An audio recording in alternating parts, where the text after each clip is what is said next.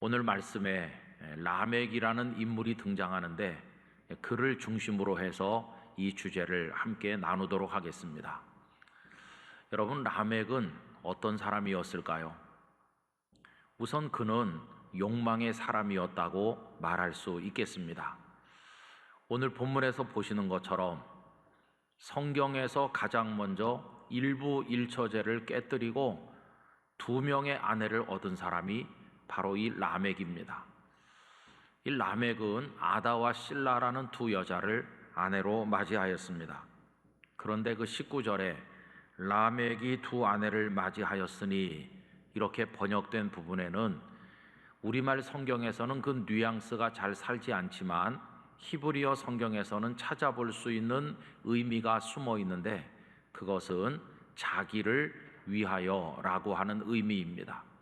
그러니까 이 라멕이 아다와 실러라는 2 여자를 아내로 맞이한 이유가 뭐냐 이렇게 묻는다면 자기를 위해서, 다시 말하면 자기 욕망을 채우기 위해서 그렇게 했다는 것입니다. 여러분, 욕망을 추구한다고 하는 것은 모든 사람의 살아가는 방식이 아니겠습니까? 지금도 국가 간의 일들이 많이 일어나고 개인과 개인 사이에 많은 일들이 일어나는데 그 밑바닥을 흐르고 있는 탕류는 욕망이라고 말할 수밖에 없습니다. 그 욕망이 모든 사람을 자극하고 모든 나라로 하여금 무엇인가를 꾀하도록 만들고 있다는 것입니다. 또 이 라멕이라는 사람을 두고 말한다면 상당히 성공했지만 대단히 불행한 사람이었다, 이렇게 말할 수 있겠습니다. 이 아다와 실라로부터 몇 명의 자녀가 태어났는데 여러분, 오늘 본문에서 읽으신 것처럼 야발은 목축업의 조상이 되었습니다. 짐승을 기르고 농사를 짓고 어떤 생산품을 만들어내면서 사람들은 지금도 그렇게 살고 있는데 결국은 먹고 살기 위한 노력이라고 말할 수 있겠습니다. 또 그의 동생인 유발은 수금과 퉁소를 잡는 자가 되었는데 오늘식으로 말하면 문화예술에 종사했다고 할 수 있겠습니다. 하나님께서 주신 상상력을 동원해서 다양한 것들을 만들기도 하고 연주하기도 하는데 이 문화예술은 사람들을 아름다움의 세계로, 감동의 세계로 인도하는 게 아니겠습니까? 또 그런가 하면 두발 가인이라는 아들은 구리와 쇠붙이를 가지고 여러 가지 기구를 만들었는데 그는 엔지니어의 조상이라고 할 수 있고 과학 기술, 과학 문명을 발전시킨 출발점이 되었던 사람이라고 이야기할 수 있겠습니다. 그런데 여러분, 이 야발, 유발, 두발 가인, 이 라멕의 아들들이 했던 모든 그 활동들을 한마디로 모아서 말한다면 그들은 문명의 개척자라고 이야기할 수가 있을 것입니다. 그때 이후로 지금까지 이 지구촌의 인류는 문명을 발전시키고 문화를 창달하는 일을 위해서 많은 노력을 하면서 살고 있다고 생각이 듭니다. 그러면서 사람의 손으로 만들어낸 어떤 것, 그것으로 하나님의 자리에 도전하고 있는 게 오늘의 현실입니다. 여러분, 자연 파괴가 뭘까요? 자연은 하나님의 손으로 빚어 만드신 것입니다. 그런데 그것을 파괴한다는 것은 하나님의 손으로 만든 것을 밀어내고 그 자리에 인간의 손으로 만든 것들을 채워 넣으려는 노력, 그것이 결국은 자연 파괴로 나타나고 있고, 이런 일들로 인해서 코로나 바이러스가 퍼져나가고 그리고 이상 기온으로 인한 많은 재해들이 오늘 우리들에게 나타나 있다고 생각을 하는 것입니다. 여러분, 게다가 이 라멕의 삶을 보면 그 아들들이 여러 분야로 진출해서 상당한 성공을 한 것처럼 보이지만 그 개인은 전혀 행복하지 않았다는 것입니다. 오히려 그는 아다와 실라, 자신의 2 아내에게 자신의 속마음을 털어놓고 있는데 얼마나 불행한지 탄식하면서 이야기하고 있는데 여러분, 오늘 말씀 23절을 보십시오. 라멕이 아내들에게 이르되 아다와 실라여 내 목소리를 들으라. 라멕의 아내들이여 내 말을 들으라. 나의 상처로 말미암아 내가 사람을 죽였고 나의 상함으로 말미암아 소년을 죽였도다라고 이야기하였습니다. 여기 죽였다고 하는 하라크라고 하는 동사는 과거형으로도 해석이 가능하고 미래형으로도 해석이 가능합니다. 이것을 과거형으로 해석하면 누군가가 자신을 공격해서 상처를 입혔기 때문에 자신이 그 복수로 그를 죽였다, 심지어는 어린 소년까지도 죽였노라, 이렇게 말하는 게 됩니다. 이것을 미래형으로 해석을 한다면 앞으로 누가 나를 해롭게 하고 누가 나에게 상처를 남긴다면 나는 가차없이 그를 죽이겠고 소년이라도 긍휼히 여기지 않고 죽이겠다, 이런 자기 마음의 의지를 이야기한 것이라고 설명할 수가 있겠습니다. 여러분, 누군가에게 공격당할까봐 두려워하는 사람, 그리고 그것에 대해서 죽음으로 복수하려고 칼을 갈고 있는 사람, 이런 사람이 어떻게 그 마음에 평화가 있으며 감사가 있으며 기쁨을 맛보며 살겠습니까? 이 라멕이라는 사람의 마음 깊은 곳에는 분노, 복수, 이런 것들이 들끓고 있는 것을 찾아볼 수가 있다는 것입니다. 이 라멕이 보여주는 이런 모습은 상당히 풍요로운 경제 발전으로 인해서 과거에 비할 수 없을 만큼 잘 살고 있으면서도 행복한 사람을 찾아보기 어려운 오늘 이 지구촌의 모습을 그대로 보여주는 것이라고 할 수 있겠습니다. 라멕이라는 한 사람의 모습이 여러분 어떻습니까?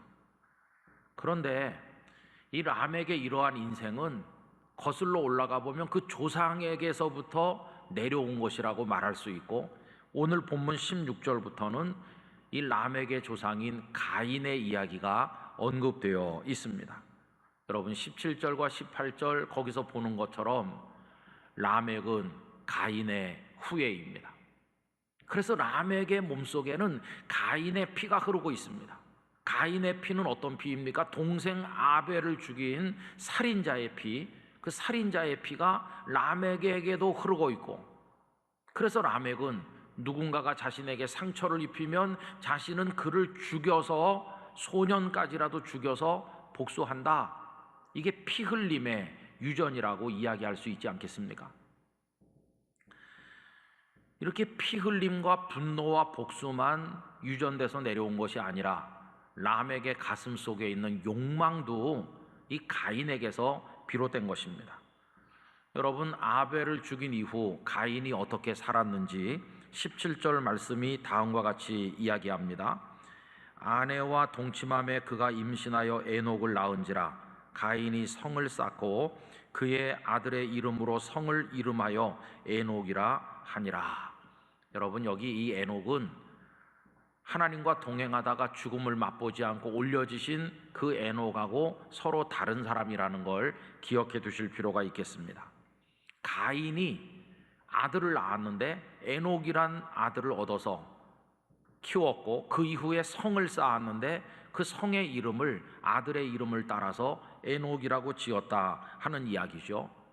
여러분, 가인이라고 하는 이름의 뜻은 무언가를 얻는다, 그런 뜻입니다. 가인은 목표를 정하고 그 목표를 부단히 노력해서 얻어 쟁취하는 사람, 그가 가인입니다. 그는 큰 성을 짓기로 결심을 했고 노력해서 그 성을 쌓게 되었습니다. 그리고는 그 성의 이름을 아들 에녹의 이름으로 부른 것입니다. 여러분, 뭔가 업적을 이루고 그리고 자신의 이름을 남기기 싶어하는 그런 명예에 대한 욕망, 그걸 가인이 그대로 보여줍니다. 성을 쌓고 아들의 이름으로 부른 겁니다. 나중에 사람들이 이 성을 누가 쌓았느냐 이렇게 묻게 된다면 그때 사람들은 가인과 그 아들 에녹을 이야기하지 않겠습니까? 이름을 남겨 명예를 얻고자 하는 이런 욕망, 이게 가인 속에 있었던 것이죠. 여러분, 가인이 동생 아벨을 죽인 그 배후에도 결국은 이런 것들이 깔려 있다고 말할 수 있어요. 그는 경건하게 하나님 앞에 제물을 드렸습니다. 그런데 그 배후에는 하나님께서 이 제물을 연락하시면 나를 연락하셨다 이렇게 얘기하면서 사람들 앞에 명예를 얻기를 원했습니다. 그러나 하나님께서는 동생과 동생의 재물은 받으셨지만 가인 자신과 자신의 재물은 거절하셨을 때 그는 자기 자신에게 무슨 문제가 있는지 자신을 돌아보고 회개했어야 마땅하지만 오히려 동생을 향해 분노하여 그 동생을 죽인 겁니다. 여러분, 이게 얼마나 무서운 일인지 잘 보세요. 한 사람이 하나님 앞에 나가서 경배를 올리고 제물을 바치는 거 가장 거룩하고 아름다운 신앙의 행위가 아닙니까? 그러면 그 신앙의 행위를 통해서 하나님과 자신의 관계를 들여다봐야 되고 자신의 잘못된 것이 있으면 깨닫고 회개해야 되고 하나님의 은혜를 입어 용서를 받고 거룩해져야 되고 그래야 되는 거 아닙니까? 그런데 가인은 가장 거룩한 신앙의 행위를 하면서 오히려 시기하고 분노했고 오히려 동생을 죽여 살인자가 됐습니다. 그래서 우린 깨닫는 것입니다. 하나님을 경외하는 과정에서도 죄를 지을 수 있고 형제를 죽일 수도 있고 악을 행할 수 있구나, 이걸 깨닫는 거죠. 여러분, 저는 이걸 참 두려워합니다. 오늘날이라고 해서 주의 일을 한다고 하면서 그 과정에서 죄를 짓고 그 과정에서 누군가를 미워하고 그 과정에서 오히려 악을 행하는 일이 없다고 말할 수 있을까요? 오늘날도 주님을 섬기노라 하면서 오히려 그 과정에서 많은 악을 행하는 일이 벌어지고 있다고 생각하면 얼마나 두려운지 말할 수 없습니다. 그 가인에게서 보여지는 이런 욕망, 그리고 명예를 추구하는 마음, 자기 이름을 남기려고 하는 거, 그리고 분노, 그리고 그것이 죽음, 사람을 죽이는 데까지 이르는 이런 모습, 이게 라멕에게로 그대로 이어졌고 라멕은 또 자기 삶을 통해 그런 것을 표출했고 그리고 그것이 거기서 끝난 것이 아니라 오늘 지구촌을 이루고 있는 우리들에게까지 그대로 이어지고 있다는 것입니다. 여러분, 오늘 인류의 삶은 과거와 비할 수 없을 정도로 굉장히 진보하였습니다. 아무리 가난한 나라에도 자동차가 다니고 비행기가 날고 과거에 비할 수 없을 만큼 풍요롭게 먹고 입고 문화적 혜택을 누리면서 살아가고 있는 게 지구촌 아닙니까? 상당한 경제 발전과 첨단 기술의 발전을 누리며 살아가고 있습니다. 정치인들은 모이기만 하면 인류애를 주장하고 공동 번영을 주창하고 있습니다. 그러나 돌아서기만 하면 그 뒤에서는 국가 간의 암투, 경쟁, 그리고 거기서 이기기를 위해서 군비를 증강하고 얼마나 징호가 깔려있는 정책들을 펼치는지 모릅니다. 사람들 앞에서 좋은 말을 많이 했지만 그러나 뒤돌아선 그 자리에는 탄압과 박해와 차별이 무섭도록 자행되고 있는 게 오늘 이 세상의 모습인 것입니다. 그래서 라멕이 상당한 성공을 거두고 자녀들이 다 잘된 것처럼 보이지만 하나도 행복하지 않고 오히려 불행했던 것처럼 오늘 이 지구촌의 인류는 굉장히 발전된 문화와 문명을 가지고 있는 것 같지만 그 속에서 말할 수 없는 고통을 겪고 있고 이 코로나 바이러스나 지구촌을 강타하고 있는 기상이변 현상들이 바로 그것을 대변하고 있다고 생각을 하는 것입니다. 발전할수록 고통도 정비례해서 더 커지는 이런 모습을 하나님께서는 이미 가인이 아벨을 죽인 이후에 예고하신 바가 있습니다. 창세기 4장 10절에서 12절을 읽어보겠습니다. 이르시되 네가 무엇을 하였느냐? 네 아우의 핏소리가 땅에서부터 내게 호소하느니라. 땅이 그 입을 벌려 네 손에서부터 네 아우의 피를 받았은즉 내가 땅에서 저주를 받으리니 내가 밭을 갈아도 땅이 다시는 그 효력을 내게 주지 아니할 것이요 너는 땅에서 피하며 유리하는 자가 되리라.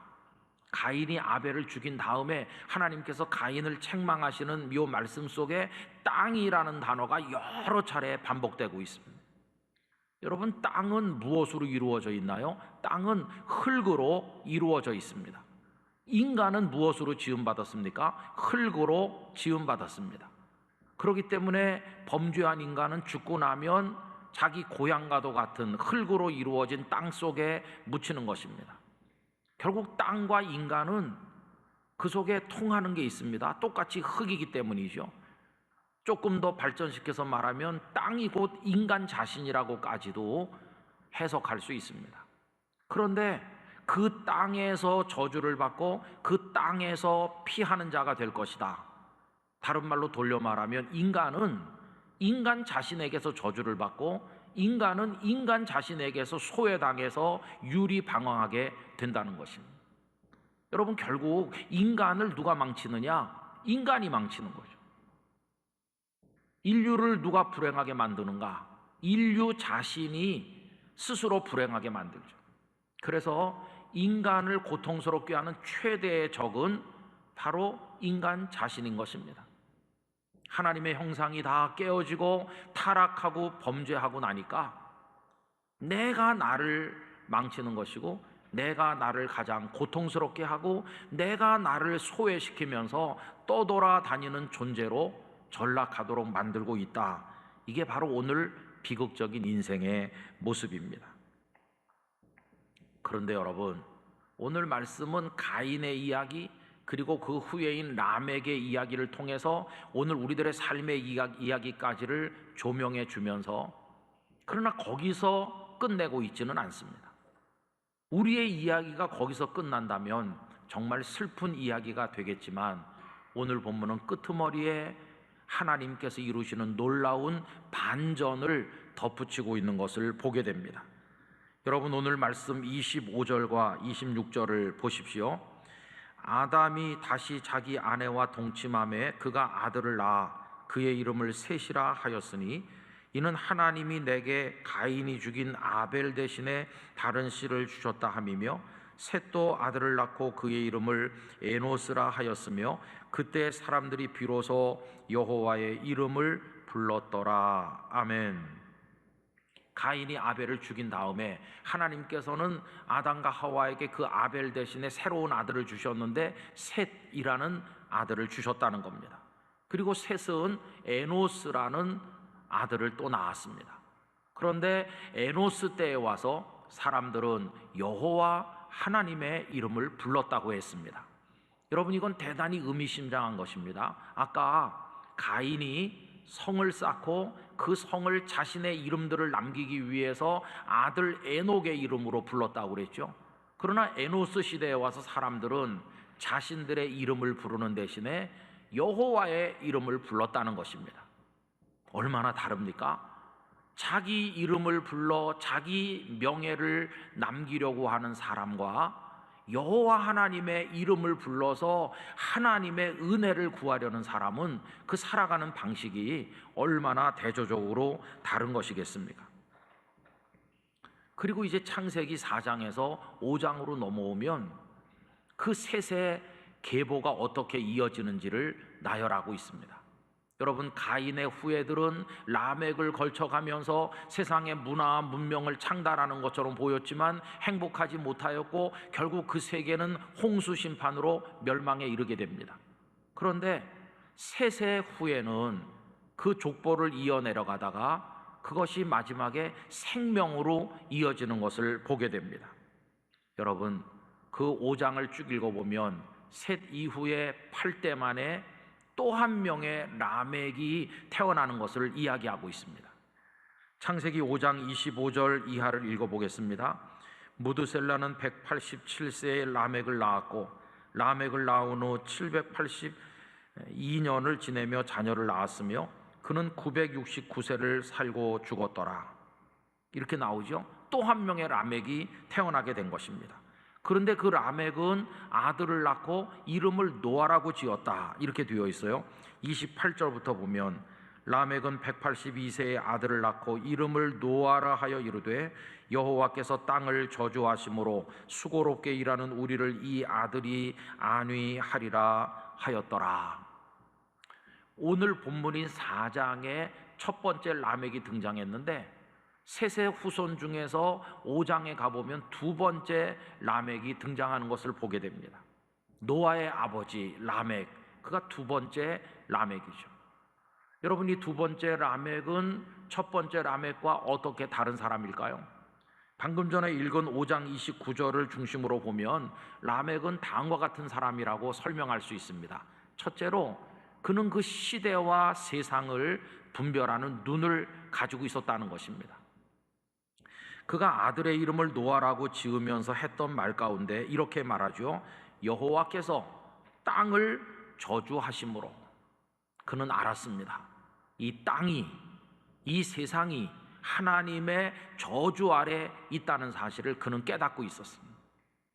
그래서 이 땅은 사랑하고 추구해야 될 욕망의 대상이 아니라 구원해야 될 대상이라는 걸 그는 깨닫고 있었습니다.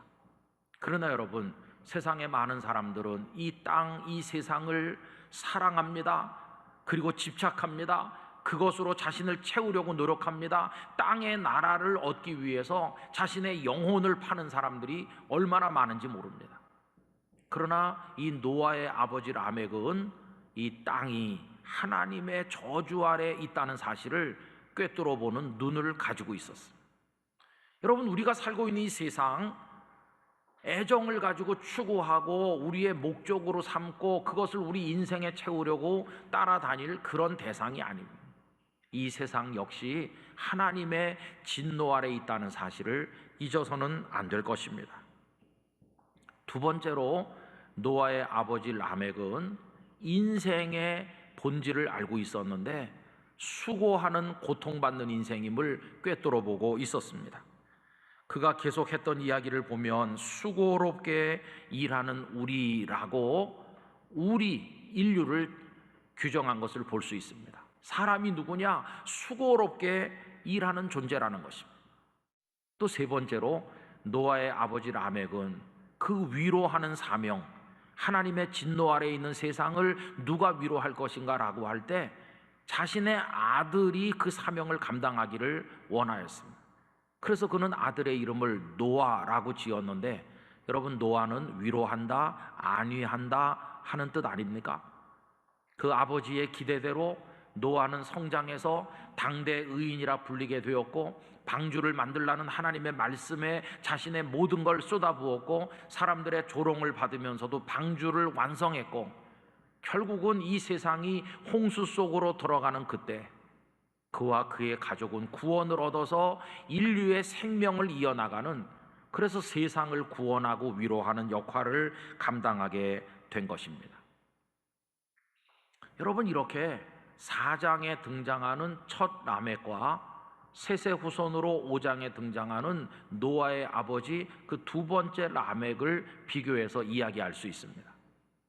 첫 라멕은 세상을 망가뜨린 사람이라면 두 번째 라멕은 그 세상을 위로하고 구원하는 일을 했던 사람이라고 말할 수 있습니다. 그래서 오늘 말씀처럼 라멕이 라멕을 구원한 것인데 두 번째 라멕이 그 첫 번째 라멕을 구원했다고 말할 수 있는 것이죠. 여러분, 이 구조는 로마서 말씀으로 내려가 보면 첫 번째 아담이 망가뜨린 이 죄악과 사망의 세상을 두 번째 아담으로 이 땅에 오신 예수 그리스도께서 위로하시고 구원하시는 것으로 그 구조가 확장되는 것을 볼 수 있습니다.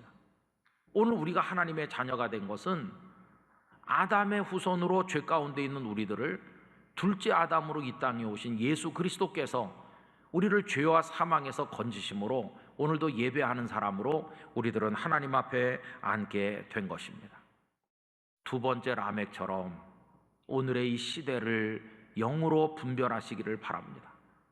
그리고 수고롭게 일하는 인생의 본질을 잃어버리지 말고 하나님의 위로를 구하시길 바랍니다.